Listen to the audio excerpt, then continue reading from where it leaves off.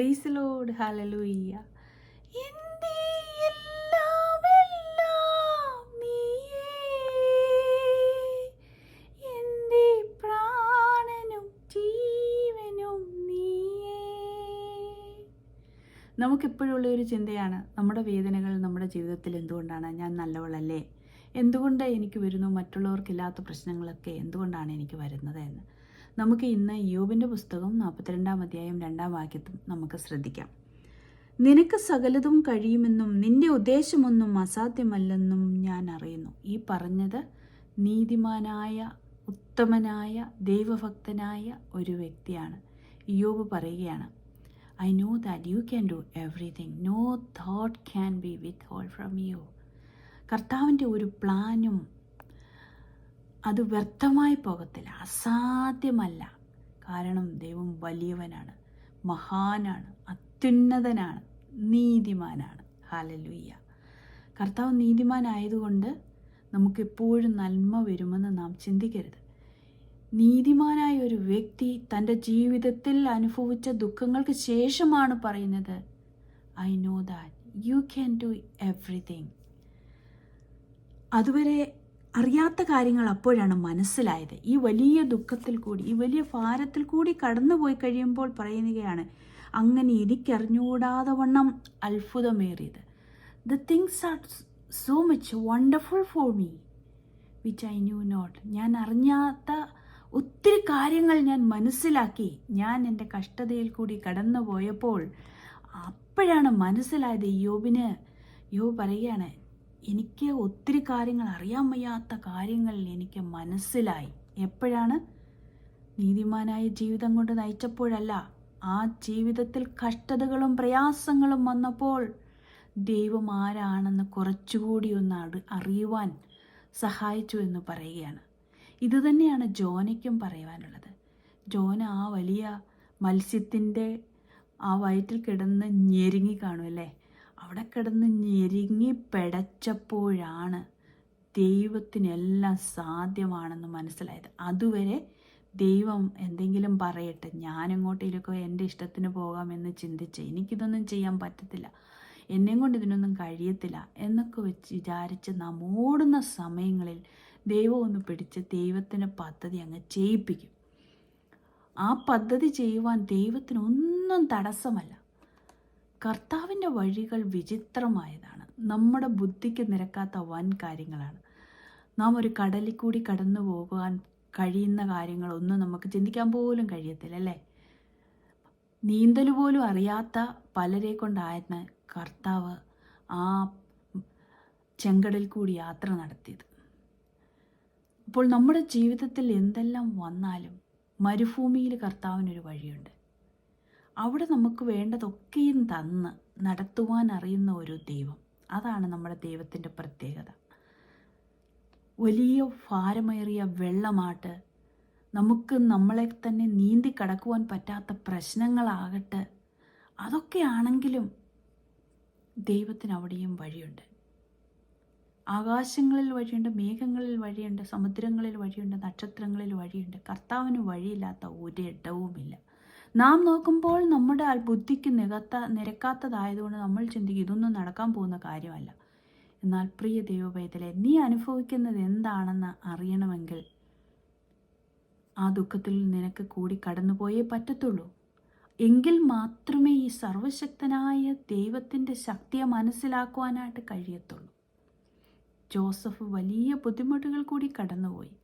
വെറും 17 വയസ്സ് ഉണ്ടായിരുന്ന ബാലൻ എന്തെല്ലാം പ്രയാസങ്ങളിൽ കൂടി കടന്നുപോയി. എന്നാൽ അവനെ രാജകൊട്ടാരത്തിൽ വരെ എത്തിച്ച് രാജപദവിയിൽ ഇരുത്തിയത് ദൈവത്തിൻ്റെ പദ്ധതിയാണ്. ഇന്ന് നിങ്ങളുടെ സ്ഥിതി ആയിരിക്കത്തില്ല നാളെ. ദൈവത്തോടു കൂടി അടുത്തിരിക്കുക.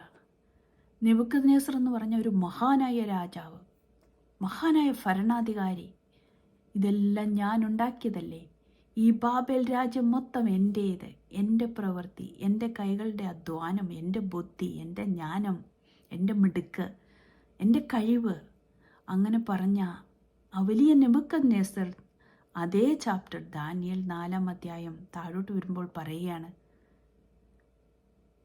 കർത്താവ് എന്തു ചെയ്യുന്നുവെന്നും ആ കയ്യെ തടുക്കുവാനും നീ എന്താണ് ചെയ്യുന്നതെന്ന് ചോദിക്കുവാനും ആർക്ക് കഴിയും എന്ന് പറയുകയാണ്.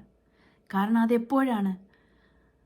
അവനൊരു കാളയ്ക്ക് തുല്യമായ മൃഗത്തെ പോലെ ആയിക്കഴിഞ്ഞ് ആ ഭാരങ്ങളും പ്രയാസങ്ങളും ഒക്കെ അറിഞ്ഞു കഴിഞ്ഞ് സ്വർഗത്തോട്ടൊന്ന് നോക്കിയപ്പോൾ അവൻ്റെ ബുദ്ധിയുള്ള കണ്ണ് തുറന്നു. അതുവരെ മാനുഷിക ബുദ്ധിയിലാണ് കർത്താവിനെ കണ്ടത്. എന്നെക്കാട്ടിൽ വലിയതായിട്ട് ഇവിടെ ആരും ഇല്ല എന്നുള്ള രീതിയിൽ. എന്നാൽ വൺസ് ദൈവത്തിൻ്റെ ആ വിസ്ഡം വന്നപ്പോൾ അവൻ്റെ കണ്ണ് തുറന്നു, ജ്ഞാനമായ കണ്ണ് തുറന്നു. അത് വരണമെങ്കിൽ ചിലപ്പോൾ ചില പ്രവൃത്തിയിൽ കൂടി, വേദനകളിൽ കൂടി, ശോധനകളിൽ കൂടിയൊക്കെ കടന്നു പോകേണ്ടതായിട്ട് വരും. അതൊക്കെ നല്ലതിന് തന്നെയാണ്. നിർണയപ്രകാരം ഞാൻ വിളിക്കപ്പെട്ടിട്ടുണ്ടെങ്കിൽ സകലതും എനിക്ക് നന്മയ്ക്കായി കൂടി വ്യാപരിക്കുന്നു. എൻ്റെ ആത്മാവിൻ്റെ നന്മ, ആത്മാവിൻ്റെ വളർച്ച, സ്വർഗരാജ്യത്തിൽ എന്നെ കൊണ്ടെത്തിക്കുക എന്നുള്ളത് മാത്രമാണ് ദൈവത്തിൻ്റെ പ്രൈമറി പർപ്പസ്. അത് കഴിഞ്ഞേ ഉള്ളൂ. മറ്റതെല്ലാം പുറകെ വരുന്നതാണ്. മുമ്പേ അവൻ്റെ രാജ്യവും നീതിയും അന്വേഷിക്കുക, അതോടുകൂടി ചേരുന്നതാണ്, അതോടുകൂടി ചേർക്കപ്പെടുന്നതാണ് മറ്റതെല്ലാം. അതിനാൽ ദൈവം നമ്മെ എന്തിനാണ് വിളിച്ചിരിക്കുന്നത്? ദൈവത്തെ സ്തുതിച്ച് നിത്യരാജ്യത്തിന് വേണ്ടി നമ്മളെ ഒരുക്കുവാൻ വേണ്ടിയിട്ടാണ്. ആ രാജ്യത്തിന് തടസ്സമായിട്ട്, ആ രാജ്യത്തിൽ എൻ്റർ ചെയ്യുവാൻ തടസ്സമായിട്ട് എന്തെങ്കിലും എൻ്റെ ജീവിതത്തിലുണ്ടെങ്കിൽ അതെന്നെ പണിയുന്നതാണ്. ആ പണിയലിൻ്റെ പ്രക്രിയ ചെറിയ വേദനയൊന്നുമല്ല ഉണ്ടാക്കുന്നത്. ആ വേദനയിൽ എന്നോടൊപ്പം കൂടെ ഇരിക്കുന്ന ഒരു ദൈവമുണ്ട്. ഹല്ലേലൂയ. എന്നെ വലിച്ചെറിഞ്ഞ് കളഞ്ഞിട്ട് ആ തീയിലിട്ടിട്ട് പോകുന്ന ഒരു ദൈവമല്ല, തീയിൽ നാലാമനായിട്ട് നിൻ്റെ കൂടെ ഇറങ്ങി വരുന്ന ഒരു ദൈവം.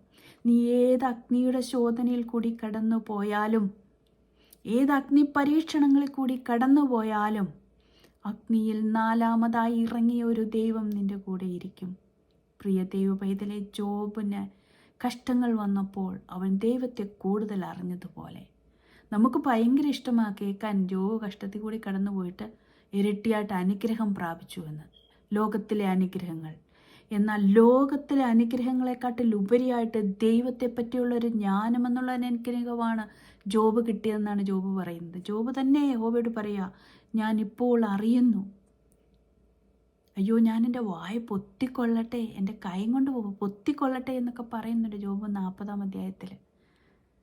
കാരണം അത്രയ്ക്കും ഞാൻ ഒന്നും അറിയാത്തൊരു വ്യക്തിയാണ്. എന്നാൽ ഞാൻ ഈ കഷ്ടതയിൽ കൂടി കടന്നു പോയതിന് ശേഷം ഞാൻ നിന്നെക്കുറിച്ച് അറിയുവാൻ തക്കവണ്ണം ഇടയായി. അതാണ് ഇയ്യോബിൻ്റെ പുസ്തകത്തിലുള്ള പ്രത്യേകത. നാം കാണുമ്പോൾ ഇരട്ടിയായിട്ട് ലോകത്തിലെ ധനവും മാനവും ഒക്കെ കിട്ടിയെന്ന് വായിക്കുന്നു. എന്നാൽ ഇയ്യോബ് പറയുകയാണ്, ഇയ്യോബിന് കിട്ടിയത് ദൈവത്തെക്കുറിച്ചുള്ള ഒരു ജ്ഞാനമാണ്. അതിനാൽ പ്രിയ സഹോദരി, പ്രിയ സഹോദര, നീ കഷ്ടത്തിൽ കൂടി കടന്നു പോകുമ്പോൾ ആ കഷ്ടത്തെ മറികടക്കുവാൻ തക്കവണ്ണം, അതിനെ ഓവർകം ചെയ്യുവാൻ തക്കവണ്ണം ദൈവം നിന്നോട് കൂടെ ഇരിക്കും. അതോടൊപ്പം തന്നെ ആ കൂടെ ഇരിക്കുന്ന ദൈവത്തിൻ്റെ ആ വലിയ പദ്ധതികളും വലിയ ജ്ഞാനവും വലിയ ശക്തിയും അറിയുവാൻ തക്കവണ്ണം ദൈവം നിന്നെ സഹായിക്കും. Praise God. കഴിഞ്ഞ ദിവസം ഞാൻ ആരോമ TV-യിൽ സാക്ഷ്യം പറഞ്ഞതിന് ശേഷം ഒത്തിരി ആൾക്കാർ എന്നെ വിളിച്ചിട്ട് ചോദിച്ചു, ചേച്ചി അല്ലെങ്കിൽ ആൻറ്റി എങ്ങനെയാണ് ഇങ്ങനെയൊക്കെ ആയതെന്ന്. അവരെല്ലാം നോക്കുമ്പോൾ എനിക്ക് എന്തെങ്കിലും കിട്ടിയ കാര്യങ്ങളെ പറ്റിയിട്ടൊക്കെയാണ് ഫോക്കസ് ചെയ്യുന്നത്. എന്നാൽ വലിയൊരു ദുഃഖത്തിൽ കൂടി കടന്നുപോയി കർത്താവിൻ്റെ സന്നിധിയിലിരുന്നതും ദൈവം നമ്മോട് കൂടെ ഇരുന്നതും ഒന്നും പലരും കേട്ടില്ല എന്ന് തോന്നുന്നു. നാം ഏത് കഷ്ടത്തിൽ കൂടി കടന്നു പോയാലും ദൈവത്തിനൊരു പദ്ധതിയുണ്ട്. അത് ദൈവത്തെ അറിയുവാൻ വേണ്ടിയിട്ടാണ്, നമ്മെ പണിയുവാൻ വേണ്ടിയിട്ടാണ്. ദൈവം ഒരിക്കലും തകർക്കുന്ന ദൈവമല്ല. മുടിപ്പാനും നശിപ്പാനും അറുക്കാനും ഒക്കെ വരുന്നത് മോഷ്ടാവായ കള്ളനും ദുഷ്ടനുമാണ്. എന്നാൽ നമ്മുടെ ദൈവം നമ്മുടെ ജീവിതത്തിൽ വരുമ്പോൾ നമ്മെ പണിയും. ആ ദൈവം നമ്മോട് കൂടെയിരിക്കും, ഒരു സ്നേഹിതനായിട്ട്, ഒരപ്പനായിട്ട്. ഹല്ലേലൂയ. ആ അപ്പൻ്റെ മാർവോട് പറ്റിച്ചേർന്നിരിക്കുവാൻ എനിക്ക് ഏറെ ഇഷ്ടം. നിങ്ങൾക്കും ഇഷ്ടമെന്ന് ഞാൻ വിശ്വസിക്കട്ടെ. അങ്ങനെ ഇഷ്ടമില്ല എങ്കിൽ ഒന്ന് ശ്രമിച്ചു നോക്കുക, ഒന്ന് മനസ്സിൽ ഒന്ന് ഇമാജിൻ ചെയ്യുക. നിങ്ങൾ ആ അപ്പനെ കെട്ടിപ്പിടിച്ചുകൊണ്ട് ആ അപ്പൻ്റെ മാർവോട് ചേർത്തുകൊണ്ട് ഇരുന്നിട്ട് നിങ്ങളുടെ ദുഃഖങ്ങൾ ആ അപ്പനോട് പറയുക. തീർച്ചയായിട്ടും നിങ്ങൾക്ക് ഉത്തരം ലഭിക്കും. ആ ദൈവത്തിൻ്റെ ശക്തി എന്തെന്ന് നിങ്ങൾക്ക് മനസ്സിലാക്കുവാനായിട്ട് സാധിക്കും. ആ മുറിഞ്ഞ കരമായ യേശുക്രിസ്തുവിൻ്റെ കരം നിങ്ങളുടെ മുമ്പിൽ നീട്ടിത്തരും. പരിശുദ്ധാത്മാവിൻ്റെ ശക്തിയിൽ നിങ്ങൾ അനോയിൻ്റ് ചെയ്യപ്പെടും. Praise God. അതിലും വലിയൊരു ഭാഗ്യം നാം ജീവിച്ചിരിക്കുമ്പോൾ ഈ ഭൂമിയിൽ വെച്ച് ലഭിക്കുവാനായിട്ട് ഒന്നുമില്ല. ആ വലിയ സന്തോഷത്തിൽ നിങ്ങൾ ഏവരും ആയിത്തീരണമെന്ന് ഞാനും ആഗ്രഹിക്കുന്നു. Praise God. God bless you.